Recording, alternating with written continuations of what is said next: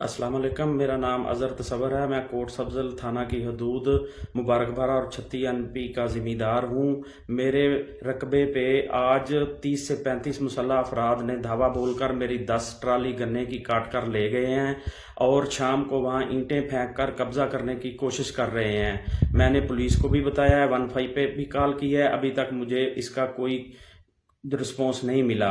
मैं बहुत परेशान हूँ। वो लोग मुझे मारने की धमकियां भी दे रहे हैं और असला लेकर 30 से 35 बंदे लेबरें साथ ला के मेरा गन्ना काट के ले गए हैं और मेरे रकबे पे कब्जा कर रहे हैं। मेरी वजीर आला पंजाब, IG पंजाब, RPO बहावलपुर और DPO रहीम यार खान से अपील है मेरी मदद की जाए और मेरे रकबे से नजायज़ कब्जा होने से रोका जाए।